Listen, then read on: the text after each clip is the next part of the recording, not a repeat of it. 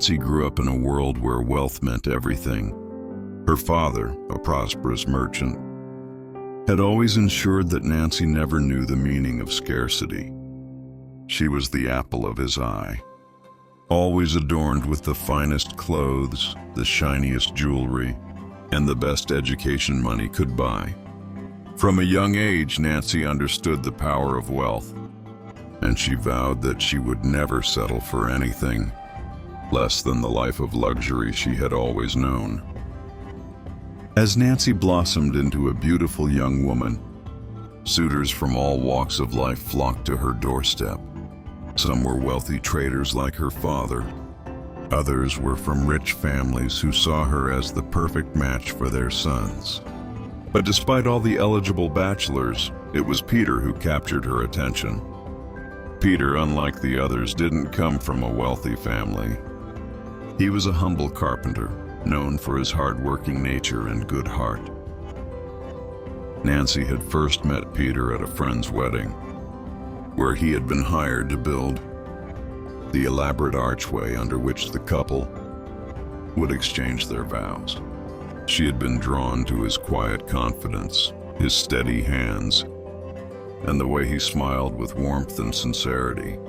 Despite her father's warnings about Peter's modest background, Nancy had been enchanted by the carpenter's sincerity and decided to marry him, believing that love would somehow conquer all. At first, things were simple and sweet. Peter was kind, considerate, and deeply in love with Nancy. He worked long hours in his small carpentry shop, trying his best to provide for his new wife. Nancy, used to a life of luxury, struggled to adapt to their modest means. She had thought love would make her content, but soon the reality of their financial situation began to weigh heavily on her. The first cracks in their marriage appeared when Peter's business began to struggle. Orders for furniture and repairs started to dwindle as larger, more modern companies took over the town. Nancy's luxurious lifestyle, which she had tried to maintain even after marriage, became a burden that Peter could no longer support. Nancy, once so enamored with Peter's simple life, started to resent him. The once cozy home they shared now felt small and suffocating. She began to compare him to the men she had turned down, men who would have provided her with the wealth and comfort she had grown accustomed to. "You promised me the world, Peter," she would say, her voice laced with disdain. "And what do I have? A broken-down house and bills we can barely pay." Peter, ever patient and soft-spoken, would try to explain. "Nancy, I'm doing the best I can. Business is slow, but I'm working hard. Things will get better." But things didn't get better. Months turned into years, and Peter's carpentry business continued to struggle. Nancy's frustrations grew, and she began to take them out on Peter. She criticized everything he did, from the way he dressed to the way he spoke. "Look at you," she would sneer. "You can't even afford decent clothes. How do you expect me to respect you when you look like this?" Peter, hurt but determined to make things work, would silently endure her harsh words, hoping that one day he could provide the life Nancy so desperately wanted. But as time passed, Nancy's treatment of him only worsened. She stopped caring about his feelings, stopped showing him affection, and began to belittle him in front of others. At social gatherings, Nancy would openly mock Peter. When friends and family asked about his work, she would roll her eyes and say, "Oh, Peter?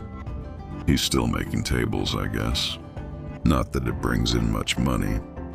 Sometimes I wonder why I married a man who's still living like a poor villager." Peter, embarrassed and humiliated, would quietly stand by, trying to hide his shame. The love they once shared had been replaced by contempt.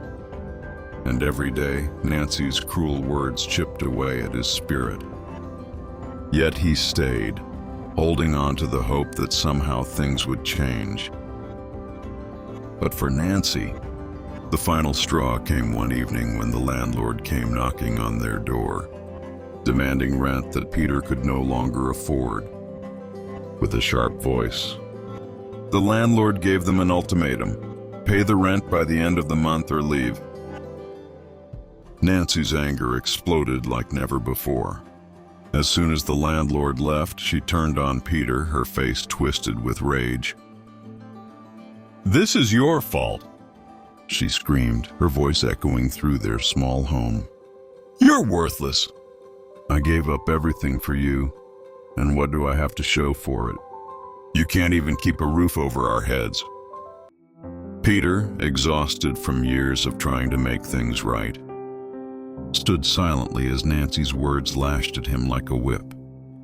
For the first time in their marriage, he didn't try to defend himself. He simply turned and walked out of the house defeated. Days passed and Peter didn't return. Nancy, still furious, convinced herself that he had left to avoid facing his failure. But as more time went by, she began to worry. Where had he gone? Why hadn't he come back? It wasn't until a week later that Nancy received a letter from a neighboring town. Peter had left to work on a construction project far away, hoping to make enough money to pay their rent and give them a fresh start. But as she read the letter, something inside her shifted. For the first time in years, Nancy felt a pang of guilt. She had treated Peter like dirt, blaming him for their hardships. But he had never stopped trying to make her happy. As weeks passed, Nancy began to reflect on her marriage, realizing how wrong she had been. She had let her greed and desire for wealth blind her to the man who had once loved her with all his heart.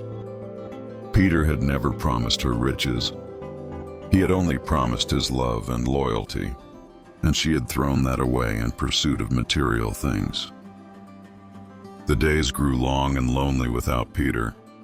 She realized that despite all the wealth she had grown up with, it was Peter's quiet strength and love that had truly made her happy. And now she feared she had lost him for good. Months went by without word from Peter.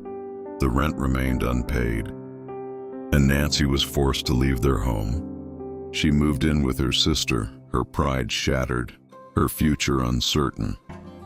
Every day she regretted the way she had treated her husband.